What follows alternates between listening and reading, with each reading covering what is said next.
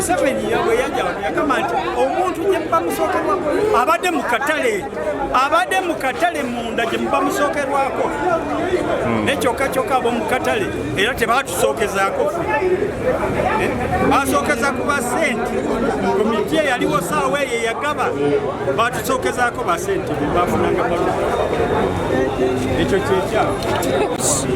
But the rent to council is 300 in 6 months. Can we allow that? Kama wangechidemu ekyo omuntu asasudde $2,440 emyezi 6 kanso efunako $3 mu myezi 6 kyokka akatale ka muntu wa wansi kati kyawukana kitya ne pulezidenti kyagambye nti abagaga babbi akatale k'abanaku. He's trying to say somebody is paying 2.4 for 6 months. For 6 months, yes. And then the 300 is got from this and paid the council in 6 months. So the other person has 2.1 is for the other person. And the law is very clear. Doing nothing.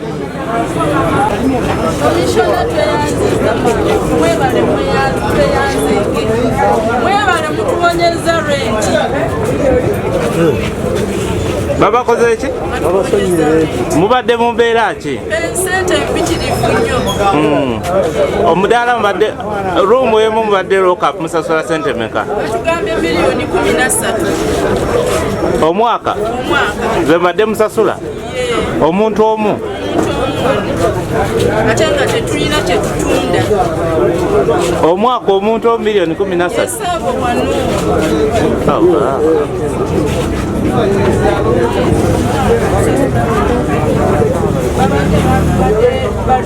Okusasula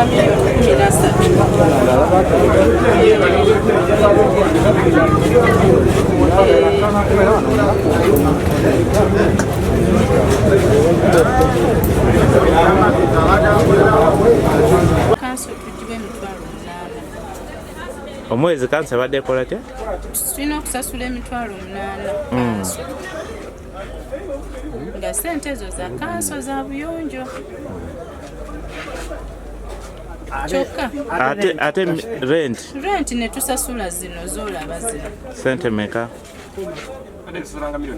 luli twasasudde $9,000,000 naye kati batongeza omwaka ogujja January tusasule $13,000,000 zino. Kati mwani landlord wammwe? Mr. Nandala Mafabi. Yabadde landlord wammwe ono? Yenna nyini nnyumba eno. Gwe ng'omusuubuzi gw'osasula renti osasula ne kanso? Kati kanso tusala oba tuba sente ezo tusala ku sente zaabwe zennyini. Naye ate tuzisasula wano ffe ne tutoba nazo bo ne bajja paka endiya. Okay. Ku nkomerero y'omwaka bwe batwalire sente ezo $13,000,000. Kati bano okuva mu local government abakungu okuva mu local government babayambye batya kuba ndabye obadde osanyusa? Baŋŋambye okuva n'olwaleero ndi mukozi wa kanso nina okusasula emisolo gya kanso gyokka teri kusasula landlord mulala yenna sente. So kati baba bakuwanguyirizamuko? Banyanguyiriza n'omwana agenda ku university abadde annemye. Kati singa kibadde kisigadde nga wekiri obadde ojja kusigala mu nnyumba oba obadde planning? Mbadde njivaamu December nzireyo mu kyalo. Weebaze gavumenti. Gavumenti njebazizza nnyo, muzeeyi mwebaziza olw'okutuweereza abakungu banoonyereze ku nsonga era ndi musanyufu nnyo nganze. Osigadde mukyala? Kabisuba Jacqueline. Mu Central Market. I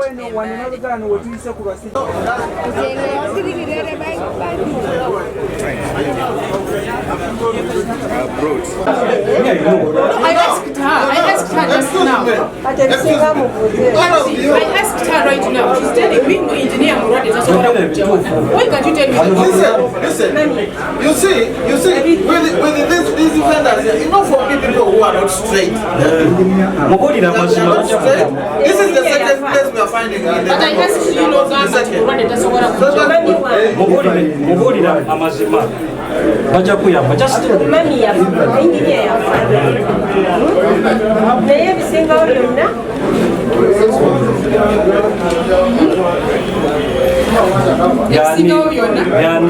ebisingawo yo byonna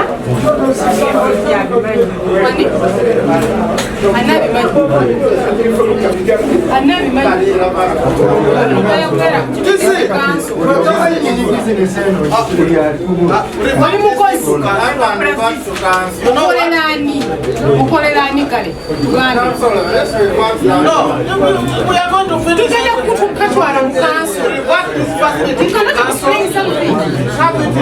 The rest, the person who was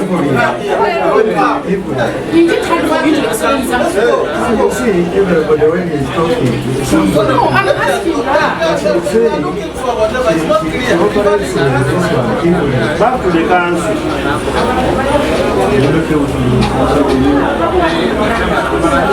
Katero kutuka bagenda kulala kuletinga omuntu omulala because you're not explaining to us. Kubuuza ngamba bitakwatagana.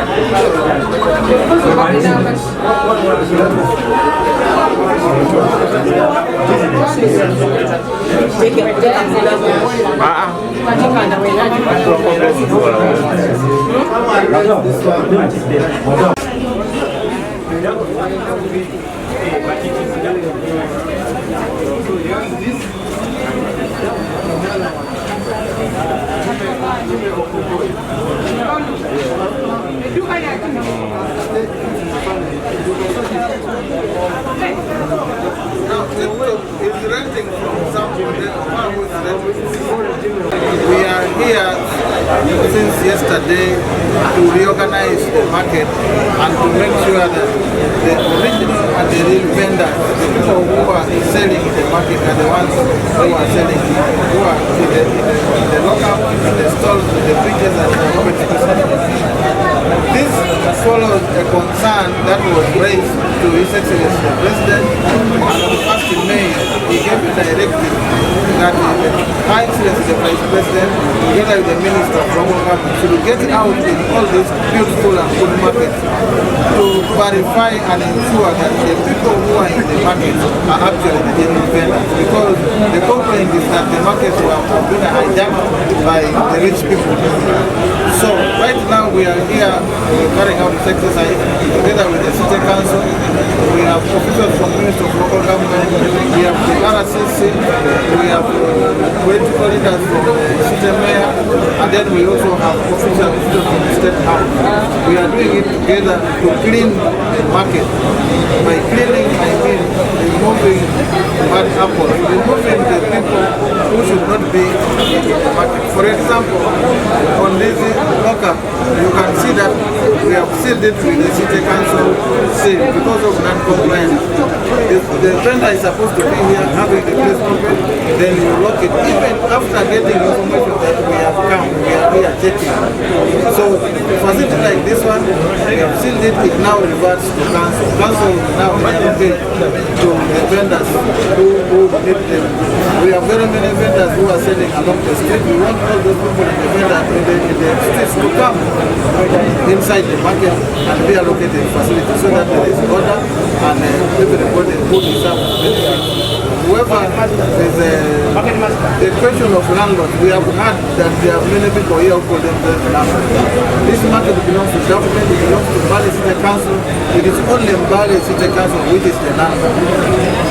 Any other person here is either a vendor or a customer. So whoever we find claiming that is a landlord, we remove the facility from him or her, because we already have evidence where a landlord is charging 450,000 shillings to a vendor, and yet that landlord pays only 50,000 to council. So meaning the landlord takes 400,000 and is cheating on a vendor who is struggling to live and survive. So we are doing this in Mbale. It is also being done in 18 other markets in the country. Right now the minister is in the western area. The Minister of State is in the Nyoro area. The permanent secretary is in the east, and the commissioner for urban is in the north. So this exercise is taking place in all Matic markets to clean the markets, to make sure that they are reverted in the hands of vendors. How has government lost during the period when these other landlords have taken over the market? For example, in Mbale City, you see what the status of this market. The market is very dirty. The market does not have water. The market does not have power. Very many places are dark. Simply because the city cannot raise money to provide for water, to pay for power, to dispose of the garbage. You normally see the use of garbage. So government has lost a lot of money to individuals. Imagine the person paying 450 if that money was paid to government. That would have helped the city to clean the market, to provide security in the market, dispose of the garbage, provide for lighting, and to pay for national water. There is already a bill of water for the market, 23 million shillings. It's unpaid. And we have also established that some people, some vendors in the market are actually not paying. That's why we want, after this exercise, the council should enter into tenancy agreement with those genuine vendors and tell them exactly how much they're supposed to pay so that they begin paying. Some of the vendors are afraid of their security. What is your assurance to them? Afraid of their security because the facility has been given to them. Yes. No. They shouldn't be afraid because this exercise, as you have said, we have here the RCC. The RCC is the person in charge of security in the city. We have the town clerk. We have the mayor. We have the system. So all of them are here to ensure that those people who are pending, because we are taking the record and we are going to give them allocation letters. The city is going to give them allocation letters and sign tenancy agreements with them. So whatever complaint is there from the so-called landlords, they should take it to the city because the market belongs to government, not to them. We have also established that there are 54 people who claim to have been developers and they call themselves landlords. Now those people, they took council to court for whatever reason they have, but they do not have to capture to hold the government and council over a facility of government. So those people should be assured of their security because government organs are involved. And by the way, I want to remind everybody, this exercise is a directive from His Excellency. So there is no manyanga in it. How many? Mbanga bana abava Kampala batutegeeza abantu ng'abaludde mu katale bwe banaaba basimbye akatale kano either abantu abaluddemu oyinza okufuna ki lookapu nga gwe abaakoze eki ndi musuubuzi wa wano mu katale naye ati fasiti abasajja bano we bazze twalowoozezza nti bazze kutwala bintu byaffe no kakati bo ekibaleese baagala kulaba ddala omusolo lwaki teguvaayo ate nga wano tulina zirookapusi nnyingi ez'omunda ez'ebweru nga tetumanyi so kati kabakole omulimu kubanga gwe bw'oba wafuna ekintu ate n'obeera nga okiraba n'obeera nga tokisasulira naye ate oli gwe wasasuza bw'oba tenantuwo omuggyako millions and millions ekitegeeza bw'oba nga ofuna ssente omwaka ne kanso nayo olina okubeera ng'obasasula si kyekyo n'olwekyo nze ku lwange twalowoozezza nti abasajja bano baagala kujjako executive yaffe nedda executive eyinza okubeera nga weeri naye katusasule emisolo era ennyumba nnyingi basazizzaamu nja kubawa komenti yange ntono nnyo kubanga tukyakola emirimu kino kibayamba kitya nga mmwe abapangisa babadde balina balandiroodi nga babajjako esente anti kakati kiba kiyamba omupangisa olw'ensonga abadde asasula ssente nnyingi but I think that is not a problem okubeera nga yo am just a tenant nga nkuggyako ssente naye ate naawe bwemba mbadde landiroodi wange naawe sasula kanso kuba kati ate bwe tosasula kanso ng'ate nze oteekako ssente nnyingi nze mu kulaba kwange kyendaba kye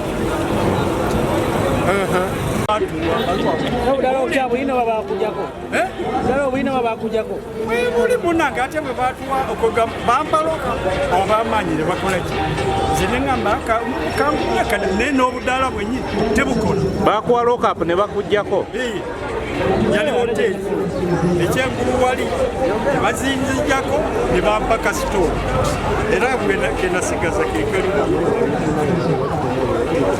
kale tulina ennaku nyingi kamishona waali lwaki tomuwa biwandiiko byenakuddiza lookapuyo oba okakasa nti olina obwananyini kuyo abakulu weebali kakati abakulu abajja kululi kyokka basalawo ebintu babikyusa nga bukyusa nti tusazeewo tukuwadde waliwo abakulu abazze leero kati nga bano abaliwo wadde kasitoolo uli tebatuwa olwamala nti gwe tukuwandikidde kasitoolo twalaako kakati oba onaakakanyala nti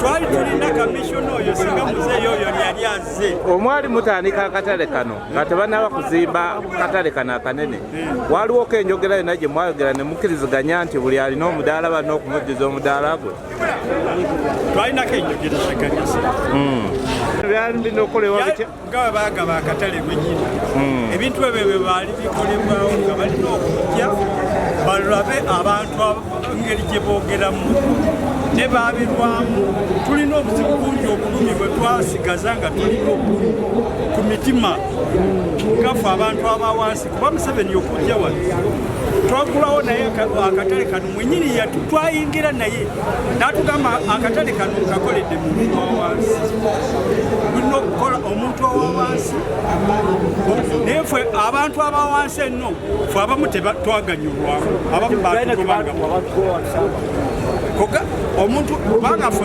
election batuwandiisa n'amabalwa nze nina amabalwa agasinga obungi lwakuba nti ebimu bireseka bwali bikubye ne mubiramu central government abaffe Kampala bye bawandika ne bagamba nti omuntu abaddemu mu katale alina okufuna ezo lokapu kubanga abaddemu be balumiddwa akatale nefe bagendanga okuwa akazigo bakuwanga akazigo oluusi ka wansi omugagga omu naafuna lokapu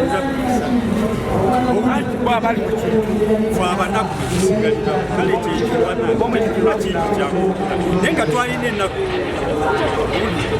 nze maama wange omu eyajjirako yali minisita ng'akola mu palamenti era ne muwadi mukamuseveni oli omukyalo nze nkozeemu fe bafawunda bakatale ne bajjajja bafe bafawunda bakatale era tetulina kyetwaganyulwamu amaanyi ate ebagasa oba ebakosa gindi eno tejja kutugasa bulungi lwasonga ono bw'aba akolera mu kifo kyono ate n'agamba bano ne bajja ne bamugabira kiba kikosa abantu ababiri babeera babulabe kale porogulamu eno oba verifyinge naye baleme okugaba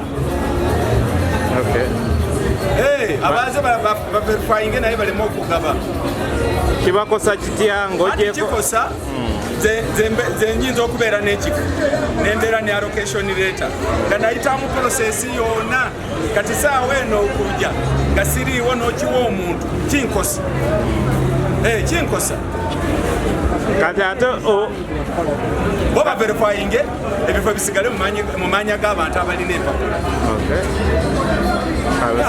amaanyi asigadde masafi the former treasurer Mbale Central Market ate yali ku allocation committee eyagaba lockups anti bagamba mbu sente entono ezituuka ku kanso kyekyabaleese okudda mu katale ebyo byesente ekyo kituufu sente bazinoonye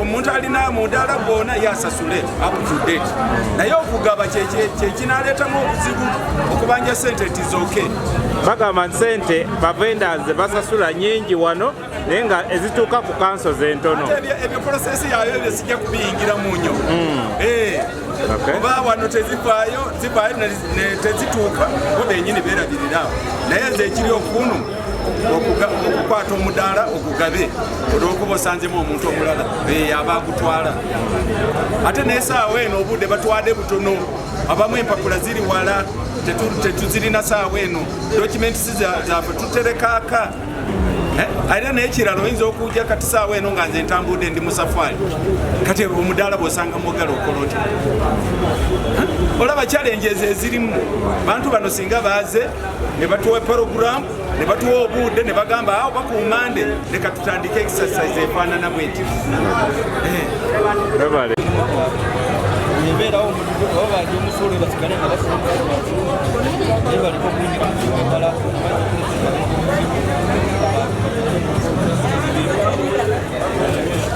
Mugamba